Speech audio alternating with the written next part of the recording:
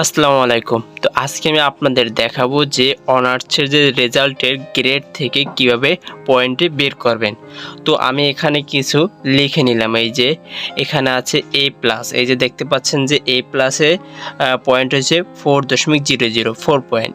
তারপর হচ্ছে এ গ্রেডে আছে 3.75, তারপরে এ মাইনাস 3.50, বি প্লাস 3.25, যাই হোক বি 3, তারপরে বি মাইনাস 2.75, সি প্লাস 2.50 এবং সি আছে 2.25 আর ডি আছে 2.00 আর এফ হচ্ছে যে ফেল, যাই হোক এফটার লিখলাম না।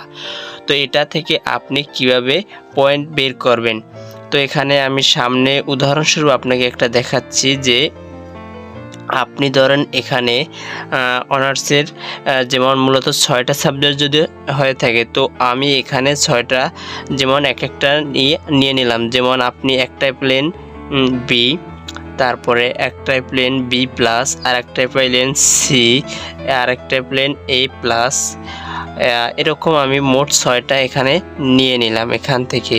তো আর একটা যদি হয় যেমন সি এবং আর একটা হলো বি, যাই হোক। তো এখানে 1 2 3 4 5 6, তো 6টা আমি এখানে 6 সাবজেক্টেরটা নিয়ে নিলাম। তো আপনার এখানে হলো যে বি, তো বি আপনার এখান থেকে বি কত আছে, এই যে দেখতে পাচ্ছেন এই যে বি, তো বি আছে 3.00, এই যে। তো আমি এখানে 3.00 নিয়ে নিলাম। তারপরে আছে বি প্লাস, এই যে বি প্লাস, তো বি প্লাস এখানে বি প্লাস আছে 3.25, তো এখানে আমি এটা নিয়ে নিলাম 3.25, এই যে। তারপরে আছে সি, তো সি সমান কত হবে, সি যে এই পাশেই আছে যে এই যে সি 2.25, তো আমি এটা নিয়ে নিলাম 2.25। তো তারপরে আছে এ প্লাস, তো এ প্লাস এখানে আছে 4.00, তো এটা আমি এখানে নিয়ে নিলাম 4.00। তারপরে আছে আপনার কিন্তু এখানে সি, এই যে দেখতে পাচ্ছেন এখানে সি, তো সি আছে কত, এখান থেকে আপনি দেখে নিন এই যে সি, তো এখানে আছে 2.25, তো এটা আমি নিয়ে নিলাম 2.25। তারপরে নেওয়া সবার লাস্ট আছে বি, তো বি আছে এখানে কিন্তু এই যে বি আছে 3.00, তো আমি 3.00 নিয়ে নিলাম। তো এটা আপনি এখান থেকে ক্যালকুলেটর থেকে এটা যোগ করে এখানে নামিয়ে দিবেন। তো আমি এটা ক্যালকুলেটর থেকে যোগ করে দেখাচ্ছি।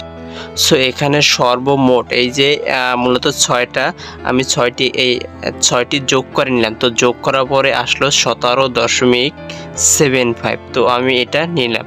তো 17.75, তো এটার সাথে আপনি যেমন এখানে 6টা সাবজেক্ট হলে 6 দিয়ে ভাগ দিবেন, যদি আপনার 8টা সাবজেক্ট হয় তাহলে 8 দিয়ে ভাগ দিবেন। তো এখানে 17.75 ভাগ হলো এখানে যখন 6টা সাবজেক্ট, তো 6, তো এটা সমানে কত আসে, তো সেটা দেখে নিই।